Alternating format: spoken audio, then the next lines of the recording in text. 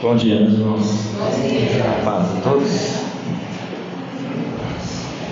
Nessa manhã gloriosa que Deus nos permite estar aqui, né? Amém. Eu tinha como convicção, assim,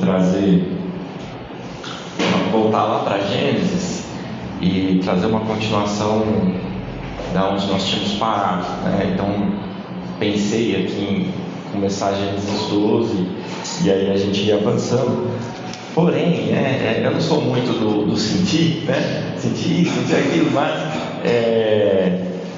eu senti uma direção, assim, talvez possa dizer dessa forma, de nós irmos para um outro caminho.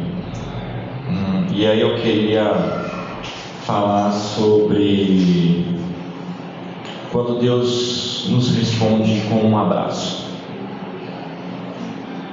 Profeta Abacuque, queria te convidar a abrir lá comigo em Abacuque,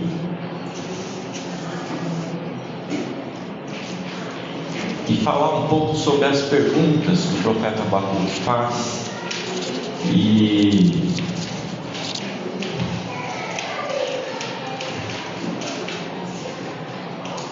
as respostas que Deus provê para o profeta, que na verdade é as respostas que Deus provê também para todos nós, amém?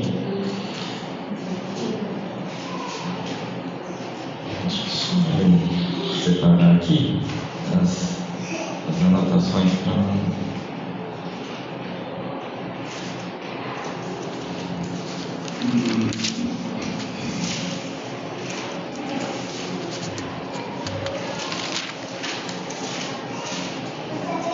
Abacuque capítulo 3.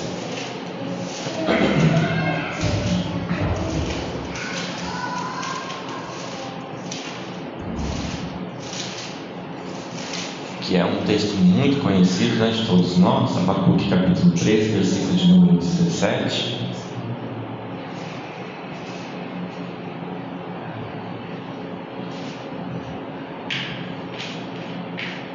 Podemos ler? Abacuque 3,17. Um dos profetas menores, né? Se encontra lá no finalzinho do Antigo Testamento. Se você for para o último livro da Bíblia, você vai voltando, né? Malaquias, Zacarias, Ageu, achou Abacuque. Abacuque capítulo 3, versículo 17, que diz assim: porque ainda que a figueira não floresça, nem haja fruto na vide, ainda que decepcione o produto da oliveira, e os campos não produzam mantimento, ainda que as ovelhas da malhada sejam arrebatadas, e nos currais não haja gado, todavia eu me alegrarei no Senhor, exultarei no Deus da minha salvação. O Senhor Deus é a minha força, e farás os meus pés como os das servas, e me fará andar sobre as minhas alturas. Amém? Ou sobre as alturas, né? Tem algumas traduções, ou sobre as alturas. Mas, introdutoriamente, quem é profeta Abacuque? O profeta é um profeta de não tão proeminência, igual o profeta Isaías, o profeta Jeremias. Seu ministério não é longo. Ele é um profeta que ele vai profetizar em Judá, no reino de Judá, e ele está num ambiente onde o povo de Israel ainda não havia sido atacado pela Babilônia, ou seja, se não me falha a memória, provavelmente ainda não havia ocorrido o cativeiro babilônico de Daniel. Vocês lembram, né? Daniel e seus amigos que são mandados lá para a Babilônia. Provavelmente isso ainda não aconteceu, né? Caso eu esteja errado, alguém que é mais historiador aí me corrija, mas até onde eu me recordo, ele está nessa expectativa do Império Babilônico. Ainda não houve. Olha a trilha sonora aí, hein? Já sabemos qual é a playlist. Estou brincando.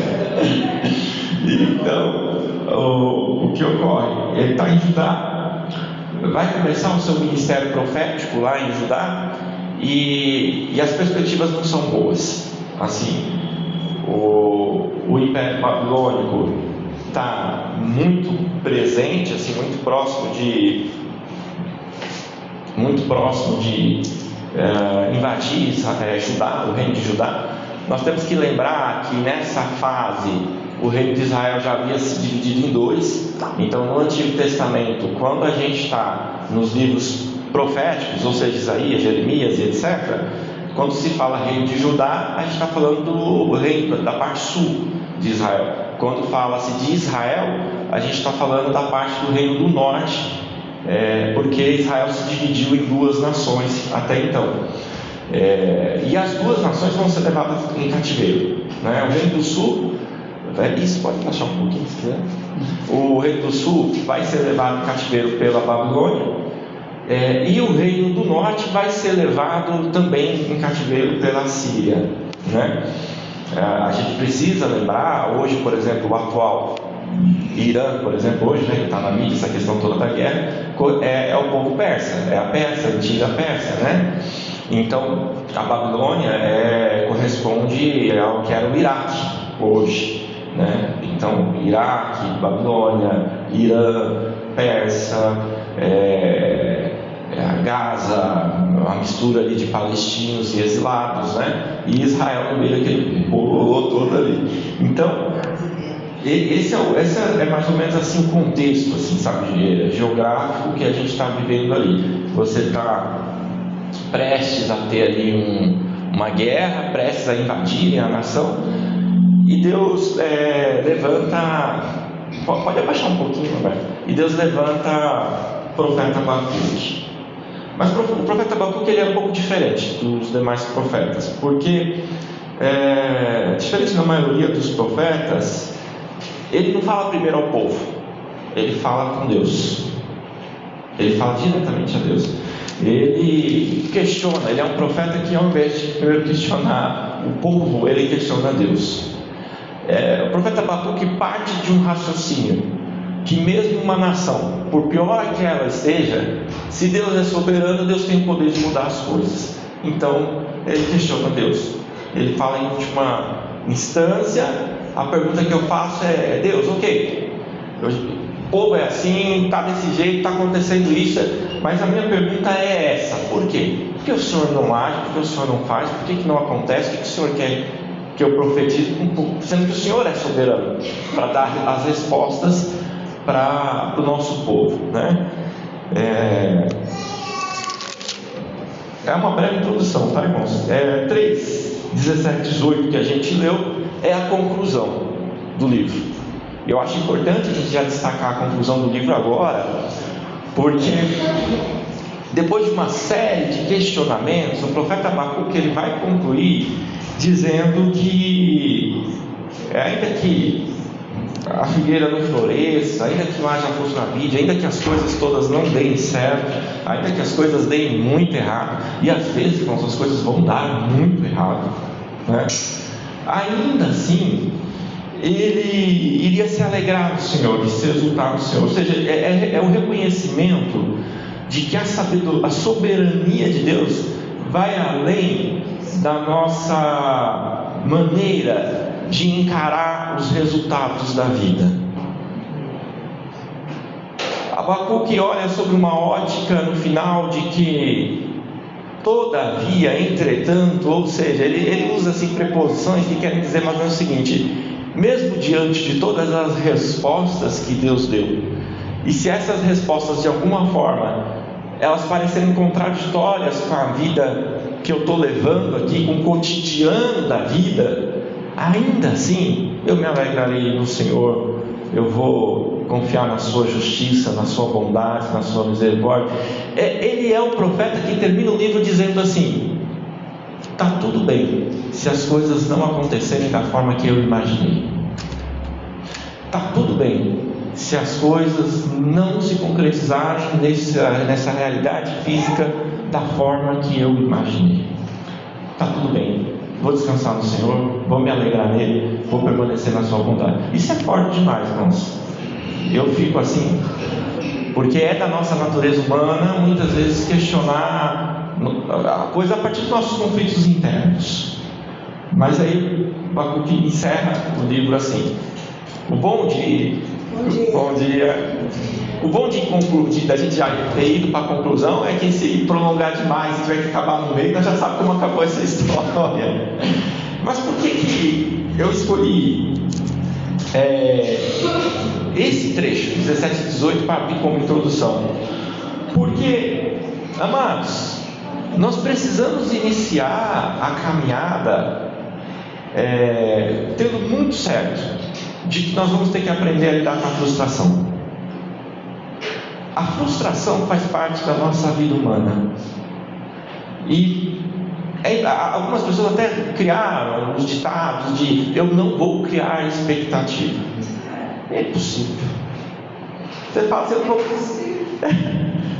Em algum dado momento, o seu desejo de que o filho vá bem, de que o marido melhore ou a esposa melhore, de que alguma coisa vai mudar no trabalho, de que em algum momento esse desejo que está lá reprimido, ele vai sair para fora como forma de expectativa. Porque não tem como você esperar o melhor do outro sem criar expectativa.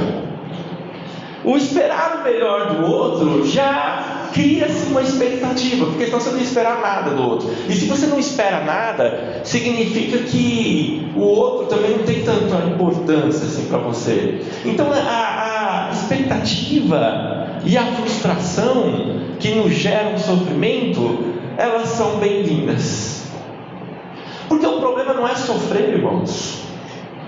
O problema é sofrer pelas coisas certas. A questão é pelo que você sofre. A questão não é se você vai sofrer. Você e eu vamos sofrer. É da vida. O sofrimento faz parte da vida humana. Deus, desde que o pecado entrou no mundo, Deus não nos poupou mais do sofrimento. Entrou o pecado no mundo e o sofrimento entrou junto.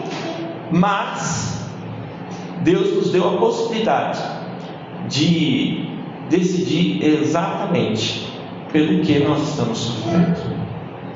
E sofrer por aquilo que é bom, agradável, porque senão a Bíblia não falaria, né? Tudo que é agradável, que é bom, nisso pensai. Aí você fala, eu não vou pensar nessas coisas, porque essas coisas vão me gerar frustração, vão me gerar cansaço, vão me gerar dor, vão me gerar tristeza. Mas o convite de Jesus é seguir o exemplo dele. Ele sofreu pelos seus, mesmo seus, muitas vezes criando sérias frustrações. A ponto de Jesus chegar, mesmo sabendo de antemão o que seria, nós temos que lembrar que Jesus é totalmente humano. Amém? Jesus veio nesse mundo totalmente humano, com sua humanidade 100%. Porque senão, a passagem de Jesus nesse mundo não seria válida para nós como experiência. Uma vez que ele é mais Deus, ele foi mais Deus do que homem. Então eu posso dizer que Jesus sofreu como eu sofri, não é verdade? Mas não, Jesus foi plenamente humano. Era plenamente Deus, mas plenamente humano. Sofreu todas as dores que um homem sofre. A Bíblia faz questão, menor versículo da Bíblia, vocês lembram? Jesus chorou. Repete aí, Jesus chorou. Meu irmão, nós seguimos de perto o exemplo de Jesus. Jesus chorou, plenamente humano, habilidade humana, sentimento humano, choro humano. Obrigado. Jesus chorou. Mas tem um ponto aí, um certo ponto na vida que a gente aprende a não criar expectativa. E não dói, porque assim, você já ficou tanto, já foi tão assim, tão ruim, que você aprendeu a não criar expectativa. E é bom, porque assim, você se protege, você não deixa de amar outra pessoa, mas você não cria expectativa mais com a outra pessoa, ou com o que aconteceu. Boa. Não é, a gente aprende a criar expectativa. A gente pensa. Não é que a gente aprende. Eu acho que a gente não criar, mas a gente cria. Eu acho que a gente vai apanhando tanto na vida que a gente vai ficando muito duro. deixa eu falar uma coisa para vocês. Em Apocalipse, vocês lembram lá das cartas às 7 igrejas? Lembram que todas as igrejas receberam uma reprimenda do Senhor? Mas teve uma igreja que ela recebeu uma reprimenda diferente. O apóstolo de Deus fala, né? Jesus fala para essa igreja assim: você guarda a doutrina, você é zeloso, você corrige os errados, você faz isso, você faz aquilo. Ou seja, na prática, Jesus falou assim: você tem um bom culto, você tem um bom discipulado, você tem uma boa doutrina, vocês adoram bem, vocês têm seus tempos de comunhão, vocês fazem tudo bem, só que vocês só esqueceram de uma coisa: arrepende e volta para o primeiro amor. Porque é possível você fazer tudo certo sem amar o outro. Porque quem ama, sente, e amor dói. E você pode falar assim: eu até consigo fazer isso com um ou outro estranho, eu até consigo fazer isso com um ou outro que tem uma certa distância de mim. Mas quando chega naquela pessoa que o significado simbólico, emocional é tão grande e profundo para mim, por que ela não consegue fazer isso com os filhos? Porque a gente olha para os filhos e vê um espelho de quem éramos nós. Nós olhamos para os filhos e vemos nos filhos um mini da gente, fazendo coisas. E a maioria, e eu não estou aqui dando assim, uma coisa que não tem exceções, toda regra tem suas exceções, tá? Então, a nossa generalização, a gente tem que perceber que toda regra tem suas exceções, mas geralmente os filhos lembram os pais daquilo que eles foram, daquilo que eles são, daquilo que eles fizeram. E muitas vezes, qual que é a maior, que eu mais vejo, é pais brigando com os filhos, dizendo assim: eu só não quero que ele faça igual eu fiz, ou faça como eu fiz. Olha como é a reprodução, a projeção é grande. A ponto de você falar: eu só não quero que ele faça os mesmos erros que eu cometi, ou as mesmas coisas, ou faça diferente, ou, né, aí você fala: mas eu quero melhor para o meu filho. Então, veja só você, é muito difícil não criar expectativa, você tem que esperançar sobre as pessoas, não tem jeito, né? Agora, é claro que assim, Abacuque vai passar por isso. Por isso que a Márcia falou, Abacuque vai passar por isso. Porque ele vê uma nação rebelde, ele vê uma nação cansada, ele vê uma nação que o culto não está da forma como Deus queria deles. Deus vê um povo muito complicado. E aí Abacuque tanto não queria criar expectativa sobre a mudança do povo, que não é o povo que ele questiona. Quem que ele questiona? Deus. Ele questiona Deus. Ele fala assim: com eles eu não vou nem falar. Você está falando, é a mesma coisa, o sentimento que a gente tem quando Deus não responde ou não age da maneira que a gente quer, a culpa vai para quem? Ele tem tanto cristão longe.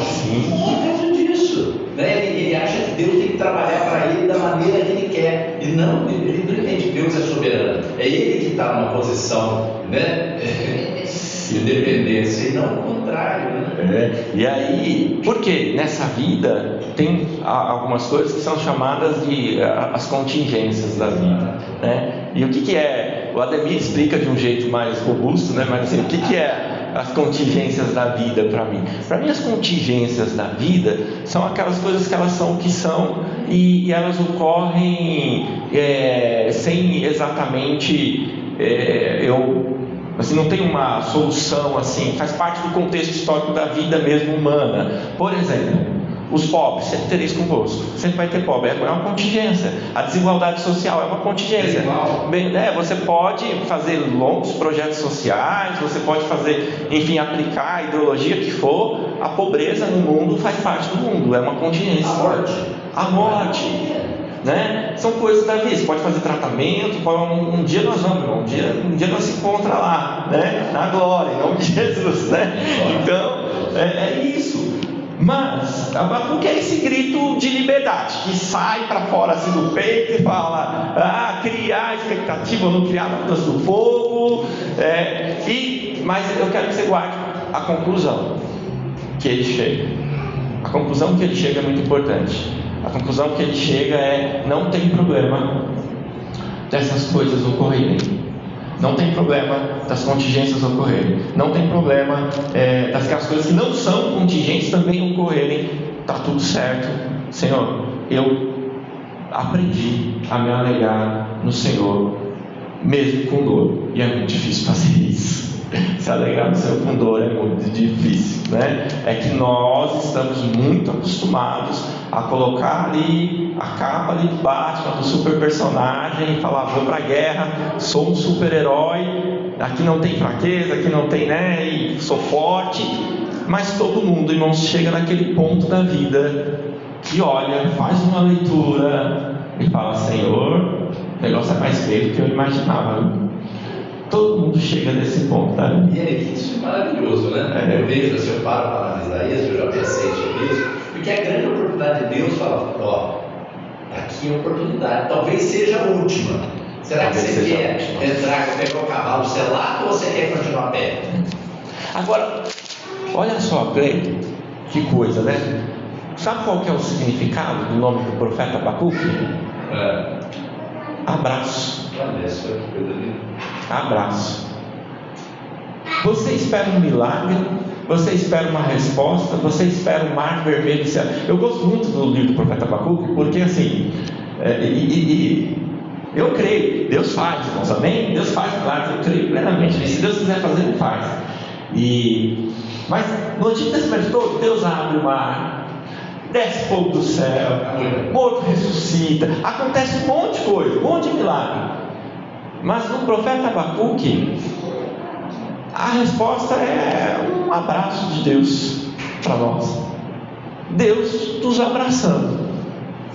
Não é Deus abrindo o mar vermelho, não é Deus descendo fogo do céu, não é o reteté santo, não. É um abraço.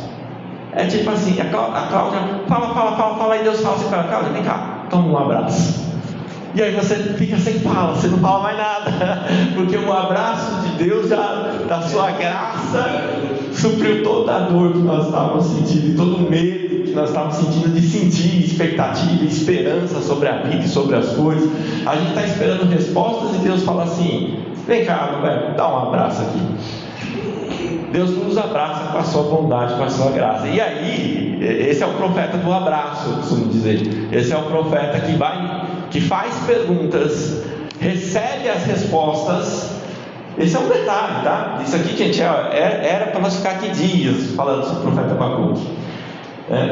Porque a primeira pergunta, assim, de Abacuque, sabe qual que é? Está lá no capítulo 1, do versículo 2 ao 4, né?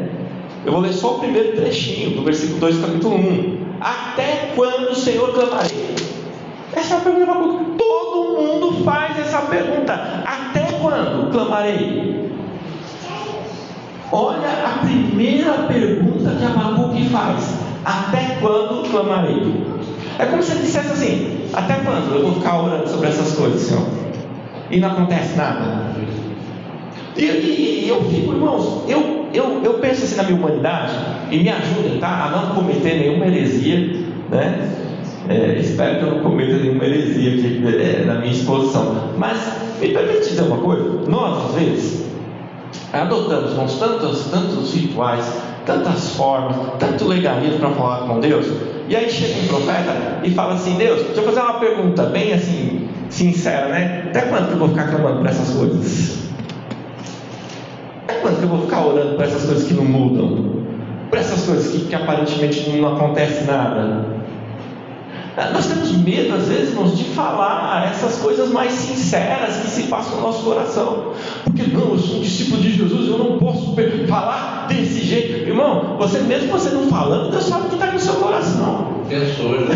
Mesmo você não falando, Deus tem plena clareza sobre tudo que está passando dentro da sua cabeça e da sua mente, do seu coração, da sua alma. Você pode não falar em voz alta, mas Deus sabe. Então você pode falar para Ele: Senhor, isso tem me angustiado, sim. Até quando eu vou ficar clamando sobre essas coisas? É uma coisa que me angustia, é uma coisa que me traz assim um sofrimento, me traz uma dor, tempo indefinido. Você já viu aquela pessoa que casou e passa a vida toda falando pro homem não colocar a toalha molhada em cima da cama, não colocar a toalha no sinal? Aí a mulher fala assim, mas já estou com 20 anos de casado e estou falando a mesma coisa. E o camarada ainda coloca a toalha lá. Ou outra coisa que não muda. O profeta chega e fala assim, né? Só que com coisas muito mais pesadas, sérias, né? Assim, né? Não que a toalha não seja séria, porque você ficar fazendo isso todo dia, você vai irritando a pessoa, vai irritando, aí se torna uma coisa séria. Mas assim, até quando, Senhor, clamarei? Até quando? Eu estou vendo violência, eu estou vendo injustiça, eu estou vendo corrupção. Até quando? Até quando, Laurinha? Até quando? Né? E qual que é a resposta de Deus? Capítulo 1 ainda, versículo 11. Em Abacuque, diferente dos outros livros da Bíblia, diferente dos outros profetas, Deus responde todas as perguntas de Abacuque. Eu queria te convidar, quero te convidar, me incluo também nisso nessa manhã, a perguntar sinceramente para Deus sobre as coisas que têm gerado dúvida no meu coração, sem polidez, sem medo, porque Abacuque fez isso e parece que ele recebeu todas as respostas, não as respostas que ele queria, mas as respostas que Deus quis dar para ele. Jó sofreu o livro inteiro. E foi muito sincero, quando chegou no final, Deus não respondeu Jó em nada. Deus só chega para Jó no final do livro e fala assim: Jó, quem era você, meu filho? Quando eu criei a terra, quando eu criei o céu, quando eu criei todas as coisas. Em Abacuque não. Deus chega e fala assim: vou dar uma resposta para o profeta do abraço, para cada questão dessa da vida que ele está buscando. E aí ele fala no versículo 5, né? A resposta de Deus: vede entre os gentios e olhai, e maravilhai-vos, e admirai-vos, porque realizarei em vossos dias uma obra que vós não crereis quando for contada. A resposta de Deus para a primeira pergunta de Abacuque é um convite à fé. São essas respostas que Deus está dando para Abacuque que vão gerar aquele resultado lá no final. Jó, apenas o silêncio foi suficiente para que Jó permanecesse firme até o fim. Mas no caso de Abacuque, por N questões, Deus provê para ele respostas que vão fazer ele chegar até o capítulo 3, versículo 17 e versículo 18. Irmãos, Deus trabalha para que os seus filhos permaneçam. Eu poderia perguntar para você: por que Deus agiu de uma forma uma e de outra forma com outra? Sim, essa é uma pergunta muito importante, que nós não temos uma única resposta para ela, né? Mas eu posso começar dizendo para você uma coisa: nós somos um corpo, amém? Como igreja, nós somos um corpo.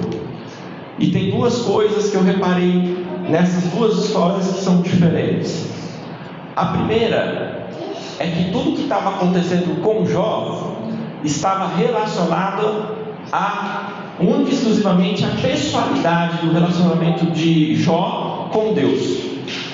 Não havia nações envolvidas no meio, não havia uma extensão, digamos assim. Por exemplo, se Jó fracassasse, a nação inteira não estava fracassando com ele. Era de uma questão muito pessoal. A batalha, o entrave que se passa ali, né, de Satanás acusando Jó e tudo, ela é um desafio que as questões estão todas muito relacionadas a Jó. Esse é o ponto, né? Jó, lógico que ali a gente também tem que lembrar que Jó estava, simbolicamente, Jó estava representando assim a humanidade em relação a uma única pergunta: seria o homem capaz de amar e servir a Deus tão somente por aquilo que Deus é e não por aquilo que Deus faz por ele? Seria capaz o homem de permanecer fiel a Deus se Deus não desse nada a ele? Se Deus falasse, não te devolverei seus filhos, não te darei sua casa, nada, não te devolverei sua saúde, nada, seria ainda assim o homem capaz de permanecer fiel a Deus, sem amaldiçoar e sem negar a Deus? Essa é uma pergunta. A batalha ali, nesse âmbito do emocional, ela é tão intensa que Jó não amaldiçoou a Deus, amém? É o que a gente vê no livro todo, mas amaldiçoou a si mesmo. Aí amaldiçoou o dia do seu nascimento. Jó falou assim, que maldito foi o dia em que disseram na casa dele que um menino tinha vindo ao mundo, né? Que uma criança tinha vindo ao mundo. Ele vai no limite, e aí a gente tem que ter cuidado. Já que o Cleiton puxou esse ganchinho, eu vou falar sobre isso porque a gente tem que ter muito cuidado. Às vezes tem pessoas do nosso lado que estão sofrendo como Jó, numa profundidade da qual nós não temos capacidade de falar coisa alguma, só permanecer em silêncio e orar. Esse foi o grande erro dos amigos de Jó. Eles não compreenderam a dimensão, o tamanho do sofrimento que Jó estava passando. E aí eles começaram a falar um monte de abobrinha. Ou seja, nós entendemos que às vezes as pessoas estão passando por sofrimentos tão intensos que elas vão falar coisas, mas que elas não estão negando a Deus. Para os amigos de Jó estava negando a Deus, Jó estava errado em relação ao seu relacionamento com Deus. Jó podia estar equivocado em vários dos seus pensamentos? Lógico que sim. Porém, veja só você que ele se apegou ao fato de assim, eu não vou amaldiçoar Deus, eu não vou negar Deus, mas maldito seja o dia do meu nascimento, maldito seja a terra que eu nasci, maldito seja, sabe? Mas irmãos, nós estamos falando de uma dimensão de sofrimento que não dá para a gente palpitar, né? Então era envolvido de muita pessoalidade. Já Abacuque, as perguntas dele se referiam não só a ele, mas aos rumos da nação e do propósito de Deus para o mundo. A distância entre Jó e Abacuque é uma distância aí de mais de 1000 e poucos anos, de quase 2000 anos a distância entre um e outro. Jó era contemporâneo de Abraão lá na terra de Ur dos Caldeus, nem se imaginava que teria uma nação chamada Israel. Abacuque está lá no 7 antes de Cristo, já tem um reino, já morreu Davi, já morreu Saul, já morreu Davi, já morreu Salomão, o rei já está lá, é uma distância de quase 2000 anos. Existe um homem para cada tempo na história. E você falando, eu lembrei isso que Deus fala, né? Você tem que chorar com os que choram e sorrir com os que sorriem. Só isso é o suficiente. Isso. Né? Tem hora que você não tem que falar nada. Não tem que você falar. Vai no velório e fala para a pessoa, não, é assim mesmo, ele está com o Senhor. Tudo bem, mas a dor é minha. E aí, exatamente. Né? Tudo bem que cada um tem a sua dor, está corretíssimo, tem que chorar ela, tem que sofrer ela, tem que viver ela. Mas muitas vezes falar é um mal maior do que você não falar nada. Exatamente. Né? Você quer ser cristão demais ou muito confortador? E não. Os amigos de Jó fizeram isso. Eu estava. Teve uma reunião que nós estávamos. Eu não lembro agora se foi em Valinhos ou se foi lá no Retiro ou se foi naquele outro que tem um sítio aqui perto. Esqueci o nome. Tem também. E eu estava orando, né, com o Rubinho, a gente estava conversando, depois a gente orou junto e tinha, né, a proposta era de falar alguma coisa pro outro, né? E eu falei assim, Rubinho, eu vou ser muito sério com você, meu irmão, não tem nada que eu possa te falar, né, desse momento todo que você está vivendo. A única coisa que eu posso te falar é que o Senhor me dê tanta graça como tem dado a você, só, porque eu não tenho o que te falar. E aí desabou, né, em chorar e tudo. Então assim, são sofrimentos que as pessoas passam que, irmãos, transcende. E detalhe, sofrimento não é quantificado pelo que a gente vê. Não é fulano, o que fulano está sofrendo não é tão importante pelo que eu estou sofrendo. Não, sofrimento não é quantificado, cada um tem o seu. Você está falando uma coisa aí que é fantástica, né? Ontem nós fomos orar por uma pessoa, eu e a Márcia. Deus falou comigo que você tem que ir lá orar por ela. Porque é interessante, ela foi viajar pela Panagá, bancada pela Panagá, que é cristã, mas ela foi defender Gaza, ela foi defender Israel. O olho dela viu só o problema de Gaza, o quanto Israel estava fazendo mal para Gaza. E não olhou que, né? Poxa, 50 vezes Israel tentaram destruir Israel, não conseguiram. A história toda, né? Ela fixou uma parte só. Ela foi como se fosse uma olheira. E na época eu questionei, sentei para mostrei a palavra e tudo mais, mas porque ela é muito racional. Toda pessoa racional, muito inteligente, tem muita dificuldade de entender a Bíblia e a palavra, porque o Espírito Santo não tem muito espaço, né? Então isso é muito normal. E aí, mas ontem nós vimos, Deus precisou dar um problema na coluna dela, que ela está lá, não pode levantar, não pode andar, vai ter que fazer uma cirurgia, para ela começar a entender. E aí, Deus falou, vai lá. Aí foi minha Márcia, começamos a orar com ela, falar com ela. Ela se levantou, ela falou, poxa vida, eu já procurei tantos caminhos, tanta espiritualidade em todo lugar. Eu falei, porque você é uma pessoa curiosa.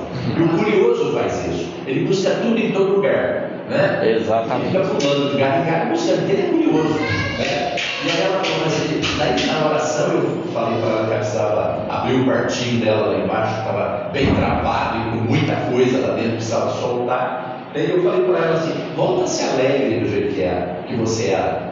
Eu falei, eu já te vi com muita alegria nos olhos e no coração, por que você não volta a ser aquela mulher que você... Ela falou, é verdade, você está falando uma coisa que eu não quero. Eu estou tendo tempo para pensar agora em coisas que eu não tinha. Né? Então, nós falamos, né, do sofrimento, e o sofrimento tem o seu momento, o seu lado bom, né? Porque Deus prepara algumas situações para a gente, para nós podemos tirar muito proveito. E ela parou com isso, eu falei, é verdade, eu abri o coração, foi assim, né? Eu falei, olha, só Deus para fazer um negócio desse aqui. Sim, e olha, o tempo ele prepara as coisas, sabe? O tempo certo, né? No tempo certo, você saber esperar, você ter a paciência.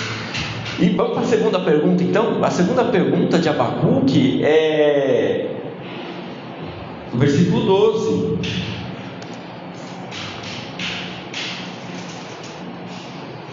Eu vou ler já o versículo para encurtar aqui. Do 12, vocês podem ler depois, eu não vou ler só para a gente ganhar um pouquinho de tempo. Do 12, eu vou ler o 13, que aí sintetiza. Do 12 ao 17, depois vocês veem, mas vamos ler só o 13.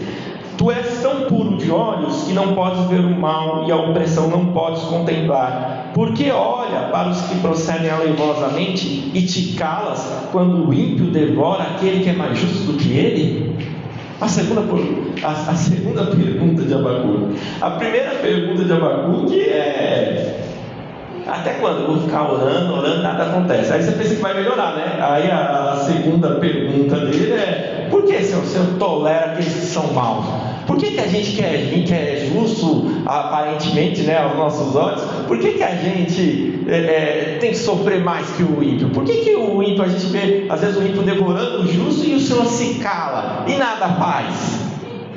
Parece que Abacuque estava decidido a ter uma séria conversa com Deus, né? Parece que ele estava assim, irremediável. Tipo, eu vou perguntar as coisas que estão aqui, ponto. Seja o que Deus quiser. Seja o que Deus quiser. Eu vou perguntar aqui, né? O que Abacuque está dizendo é o seguinte: Senhor, o Senhor não cabe mais na minha lógica. Na minha lógica, a raça de Deus não cabe na lógica racional de como eu acho que as coisas teriam que ser. Porque todos nós vamos olhando a lógica das coisas, né? Eu estava um dia desses trabalhando, e desde que a gente mudou para Indaiatuba, né? Eu e a Van tem vivido assim, um processo muito diferente na nossa vida, né? Muito desafiador. E eu converso às vezes com uns amigos, com alguns queridos, né? E eles falam assim: nossa, mas você está determinado mesmo, né? A ficar. Olha, eu estou, porque assim, eu nunca pensei, em nenhum momento penso em voltar para São Paulo ou para outro lugar, por questão de trabalho, por qualquer outra coisa, porque a gente veio por um propósito. Então a gente tem que ficar firme no propósito. Você não pode, né? Quando as coisas apertam, você ir buscar outras coisas. Você tem que ficar firme no propósito. E nesse processo todo, que eu estava trabalhando, até, irmãos do céu, fui fazer um bico, eu sei que, olha, trabalhei igual gente grande. Aí eu estou voltando assim, parei assim no farol.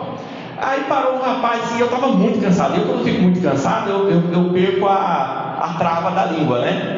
Que vem eu solto, né? E aí eu aqui assim, né, sentado assim no carro, né, aquele calor de. Aqui, essa região faz muito calor, né? E aquele calor, e eu doido para chegar em casa, aí parou um rapaz, um pedinte assim, né? Parou assim lá.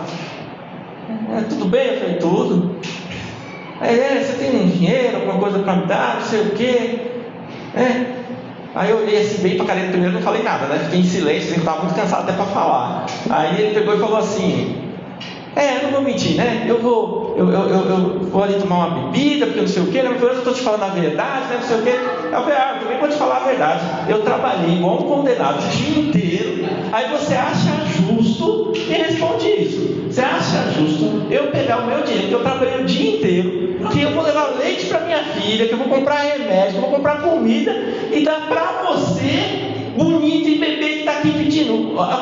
Ô senhor, desculpe. Eu falei, não, desculpa não. O que você está fazendo é uma ser vergonha. Você tem coragem de me parar, rapaz, para pedir dinheiro. Ele saiu. Eu falei, não, você está de brincadeira. Entendeu? Eu falei, esse aí deve ser um cristão verdadeiro. Eu falei, mas que negócio é esse, rapaz?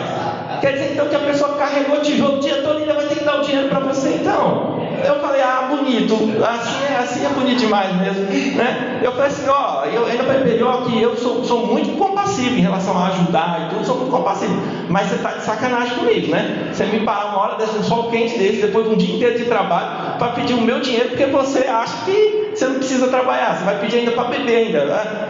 Aí, não, é que eu pensei que fosse. Eu falei, não, eu estou sendo sincero. Se tu está sendo sincero, eu também estou sendo sincero. Você não faz sentido, né? Eu falei, não faz sentido um negócio desse, né? Então, assim, irmãos, mas às vezes a gente olha e a gente fala assim, não é possível. O Borcado lá fazendo tudo errado, né?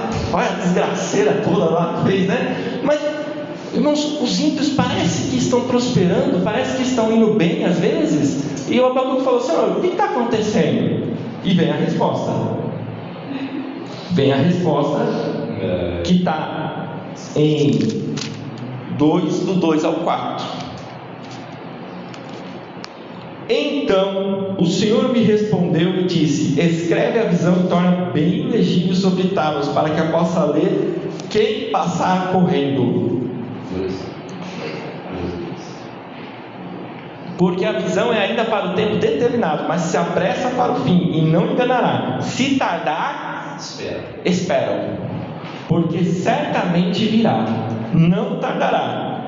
Eis que a sua alma está orgulhosa, não é reta nele, mas o justo pela sua fé viverá. O justo viverá pela fé. Essa é a resposta. Essa é a resposta para as injustiças que você está vivendo.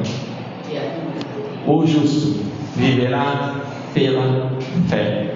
A fé não tem recurso, a fé não tem estabilidade embaixo dos pés. A fé é igual o Pedro ali: você sai do barquinho, olha o mar, onda para um lado, onda para o outro, vento para o outro, aí você ainda se até Jesus, posso ir? Jesus fala, vem, só que se venha pela fé, porque o justo viverá pela fé.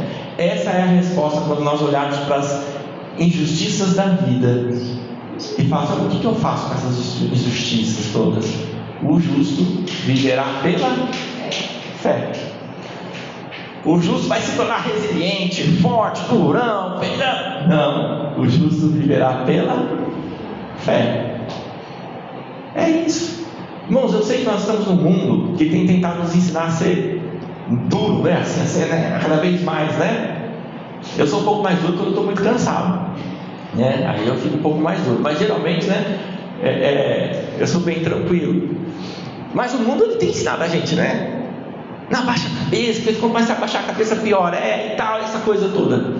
Mas a resposta do profeta é: o justo virá pela fé.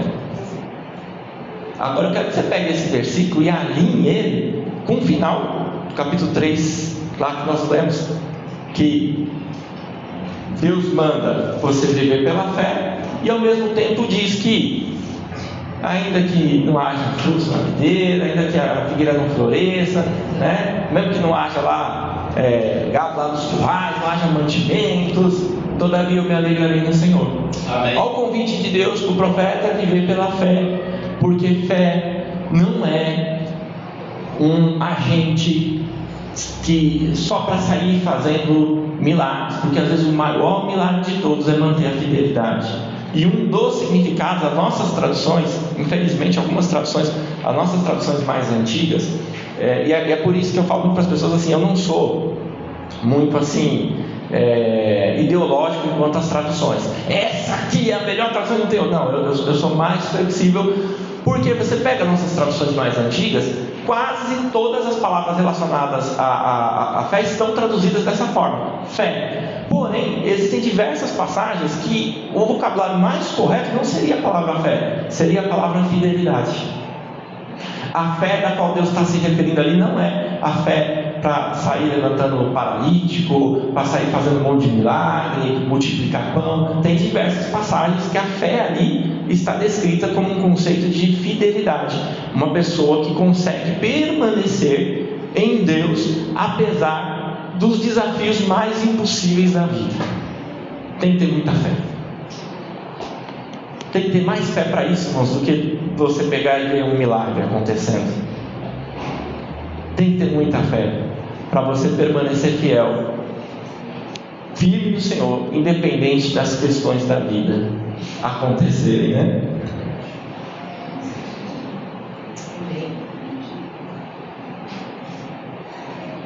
E esse justo viverá pela fé. Durante o processo, que eu não vou me estender mais, mas durante o processo de Abacuque, nessa história do profeta com Deus, nessa caminhada ele vai sendo transformado. A cada pergunta e a cada resposta de Deus vai criando no profeta uma transformação que vai dar dúvida à fé, porque a fé ela se torna um processo na nossa vida, da onde nós vamos sair daquele ponto raso que nós estávamos, daquele ponto de incredulidade, daquele ponto de cansaço, e vamos gradativamente caminhando para um relacionamento tão íntimo e profundo com Deus, que nós chegamos num ponto onde a nossa fé se torna realmente robusta, se torna realmente uma fé madura, se torna realmente uma fé que espera no Senhor, independente das coisas que acontecem na vida. Uma fé que se torna tão madura que Abacuque não fala só que ele vai crer, Abacuque não fala só que ele vai esperar, ele fala que além de fazer tudo isso, ele vai se alegrar. Todavia eu me alegrarei no Senhor. Sabe outra coisa que eu percebo nisso tudo? Todavia, nem todo mundo vai fazer isso. Nem todo mundo vai conseguir se alegrar no Senhor assim. Mas eu não quero convidar você a julgar os irmãos, a julgar as pessoas. Eu quero te convidar a perceber esse processo de transformação, que vai dar dúvida à fé, para que nós possamos, irmãos, ajudar essas pessoas que estão nesse caminho, aqueles que já chegaram no ponto onde a sua fé se tornou madura, esse ponto, né? Eu lembro a minha sogra, quando ela veio ficar com a gente, é muito engraçado, porque a Esther está pequenininha, né? E a minha sogra criou 5 filhos, né? E o marido ainda era alcoólatra. Então tudo a minha sogra fala: ah, vocês estão numa boiada, vocês não sabem como era quando eu criei essas meninas. Era 5, não tinha fralda descartável não, eu tinha que lavar as fraldas, era outra vida. Olha, isso aí é moleza que vocês estão hoje vivendo e tal. E ela sempre fala, né? Ela fala, perto do que eu fazia, vocês não estão. Olha, se vocês vivessem na minha época, não seria como vocês iam viver, vocês não iam aguentar, né? O pessoal sempre fala. Mas por quê? Porque no processo de vida dela, ela foi ganhando uma robustez, ela foi ganhando uma maturidade de vida, uma resiliência ao longo da caminhada, que evidentemente que nenhuma pessoa jovem vai ter, porque não chegou lá, não viu as mesmas coisas, né? E aí é difícil, porque assim, os irmãos mais experientes, mais velhos não, mais experientes, com mais quilometragem rodada, que viu mais coisa na vida, tem que ter muito mais resiliência para poder tratar com aqueles que estão vindo, que às vezes você olha assim, mas isso aí não é nada, se eu contasse aquilo que eu já passei, não é? Não dá essa sensação? Mas a gente tem que olhar e pensar que, da dúvida, a fé é uma caminhada, é um processo. Esse processo de Abacuque envolveu perguntas honestas, perguntas sinceras, perguntas que estavam no coração dele, gerou respostas de Deus, não as respostas que ele queria ouvir, mas as respostas que Deus tinha para dar. E olha, que as respostas de Deus foram bem interessantes, né? Porque a primeira resposta de Deus fala assim: eu falei uma coisa diferente, vocês ainda vão ver. A segunda, Deus fala assim: não, fica tranquilo, o dia da colheita, do juízo vai chegar, esse dia ele não vai tardar. E aí ele complementa depois dizendo que, olha, para as questões da vida insolúveis e para essas desigualdades todas que nós estamos vendo, a resposta é viver por fé, é pela fé. Essa é a resposta. No capítulo 3 termina com Abacuque fazendo uma oração. Perceba que no capítulo 1 Abacuque não estava orando, ele estava falando com Deus, mas não era uma oração. No capítulo 2 ele estava dialogando com Deus, mas não era uma oração. No capítulo 3 se torna oração.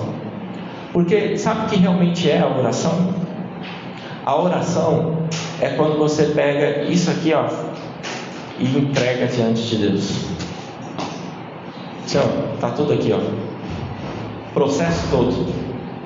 Dores, fraquezas, lágrimas, choro, dúvidas, Senhor, está tudo aqui diante do Senhor. A oração é a conclusão de quando nós nos despojamos de toda a armadura, não a de Efésios, mas essa armadura que nós colocamos, que não é a armadura que Deus quer que nós usamos, nós despojamos de toda ela e colocamos tudo diante do Senhor. Oração é um coração que chega para Deus sem reservas, sem polimento, sem ideias preconcebidas, sem demagogia, exatamente, sem arrogância, sem respostas prontas. Irmãos, quantas pessoas eu vejo fazendo voto, falando: se Deus fizer, se tal coisa acontecer, então porque é de Deus para ir fazer. Se Deus abrir essa porta, então é porque aí é de Deus. Eu não vejo pessoas orando assim, Senhor, eu só vou entrar por essa porta se Deus falar por A mais B para mim que é. Porque se Deus se abrir, mas eu entender que não é de Deus, eu não vou entrar por ela, né? Eu não vou aceitar, eu não vou querer, não aquilo que a gente já quer. Orações que já falam para Deus qual é a resposta. Orações que já vão, né? O justo viverá pela fé. O que é fé para você? O que é viver pela fé, irmãos? Irmãos que já têm bastante anos de experiência na caminhada, que já viram coisas acontecerem, Deus fazer, mas que também já viram coisas não acontecerem. Quantos irmãos nós já vimos, irmãos doentes, enfermos, que nós oramos com fé para eles curarem, e aprove Deus recolher mesmo assim? Quantos? Hoje mesmo, né? Quantos? E nós não oramos com fé? Não. A igreja orou, a família. Você acha que a família, quando tem um parente querido, enfermo, ela não ora com fé? Irmãos, ela ora com tudo que ela tem. Tudo que tem lá dentro ela ora, tira tudo para fora. Então, o que é fé? Se não esse processo total de dependência à soberania e à graça de Deus, que entrega tudo que está aqui diante do Senhor e permanece inabalável. Jó é esse exemplo do justo que vive pela fé. Abacuque, que faz essas perguntas, não precisou sofrer na pele igual foi a questão de Jó, né? Até porque, voltando de novo a Jó, né, esse paralelo que essa questão que o Cleiton também colocou, há respostas que elas no tempo errado atrapalham o seu processo. Há respostas que no tempo errado elas causam mais problemas do que solução. Tem coisas que às vezes eu faço trabalho, não me fala agora não, fala depois, deixa eu resolver essas coisas aqui primeiro, depois você me fala. Você viu aquela pessoa que tá todo mundo aqui nervoso, aí ela chega e solta a faísca que faltava para tudo explodir? Tem mais uma coisinha, hein? Aconteceu isso. Pronto. Não, né, irmãos? Não sejamos essas pessoas, né? Aprendamos com fé, que quem tem fé, quem vive pela fé, aprende a esperar o tempo das coisas, o tempo certo. A Bíblia fala que há tempo de ouvir, há tempo de calar, há tempo de abraçar, há tempo de deixar de abraçar, né?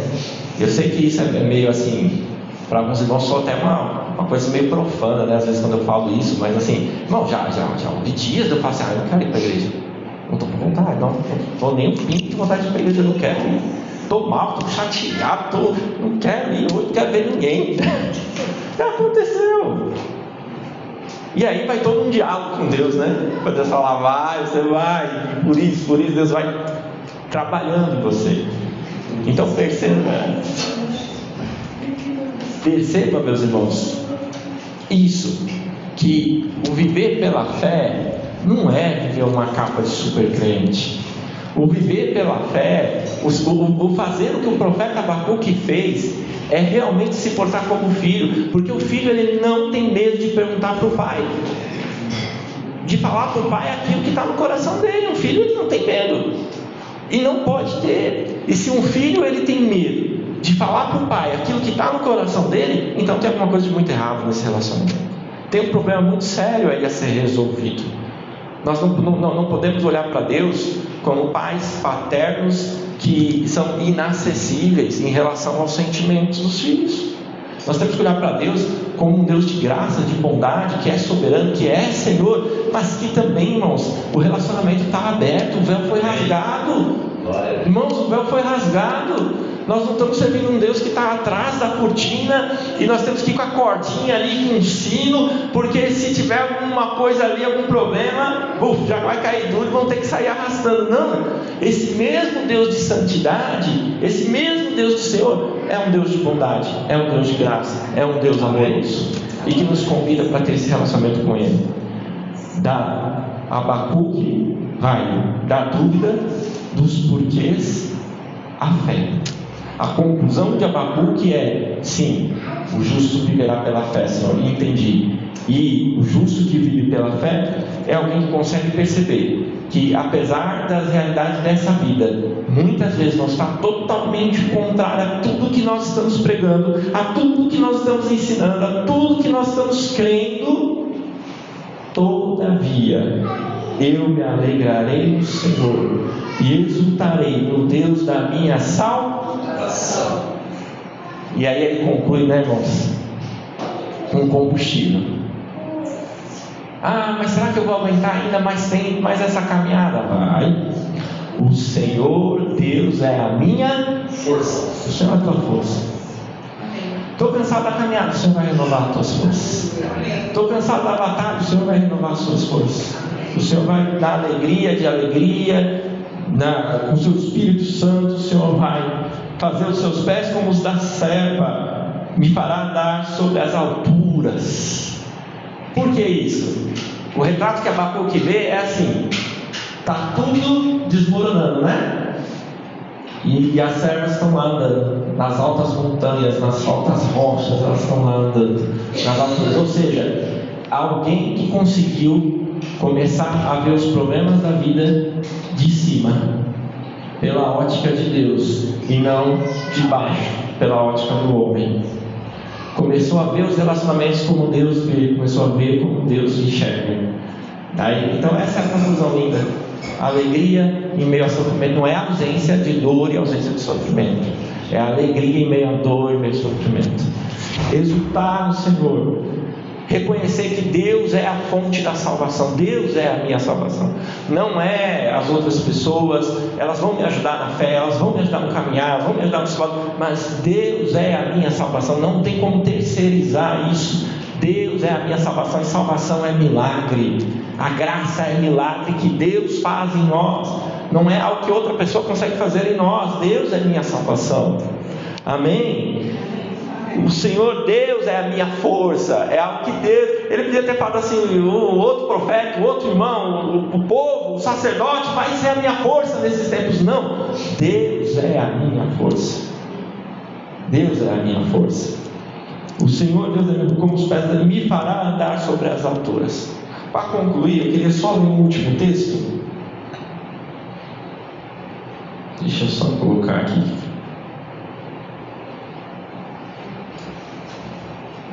Rapidinho, só para mim ver se é esse texto mesmo.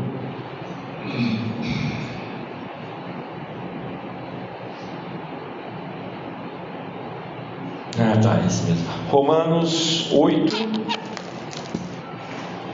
Eu queria fechar lendo esse texto e te animar a se fortalecer no Senhor, a persistir na fé. O Senhor tem cuidado de nós. E quando você passar pelo cenário que Abacuque passou, que você olha e a videira não dá nada, dá fruto, as coisas não florescem, cadê os mantimentos, as coisas, né? Tudo isso, lógico, pode ser uma ilustração de outras áreas da vida, né? Mas você reconhecer e perceber que em todas elas o Senhor está lá. Deus dá respostas para Abacuque para nos mostrar que, apesar dos seus muitos silêncios, Deus não está ausente. Se nós tivéssemos, irmãos, essa era a segunda parte da resposta do Cleiton que eu ia dar, que aí eu tinha esquecido, que ele perguntou, né, eu falei uma e não falei a outra, eu falei da questão, né, do contexto, mas não falei dessa, que a grande realidade da fé cristã é que, assim, se todos os livros da Bíblia, se todos os personagens só retratassem o silêncio de Deus, nós pensaríamos que Deus é inativo, que Deus é ausente, que Deus deu corda no mundo e deixou o mundo por conta. Mas não. Deus, através da vida do profeta, vem nos lembrar que Deus não está ausente. E nem indiferente. E Ele é muito pessoal em cada situação. Você viu? E a igreja, nós, às vezes, irmãos, temos uma dificuldade com isso. Nós somos corpo, nós somos igreja, nós somos templo, nós somos família, mas nós não fomos criados por Deus em série. Cada um de nós é uma pessoa individual que tem os seus conflitos, que tem as suas questões, com uma digital única, e que Deus vê como uma pessoa única. Você e eu, cada um de nós é único no plano de Deus. Deus nos vê como indivíduos que somos. Deus não nos vê em série como um monte de boneco, né? Deus não olha para a Camila e fala: mais um boneco que eu criei. Não, Ele vê a Camila como alguém que é a Camila, que tem o seu jeito, que foi projetada por Ele, com sonhos, com vontades, que Deus colocou no coração dela. É uma pessoa única. E aí ele olha para a Laurinha e vê ela de uma outra moda completamente única também, e para o crente como uma pessoa único também, né? E aí juntos nós formamos a grande família de Deus. Amém. Romanos 8, para encerrar, 35.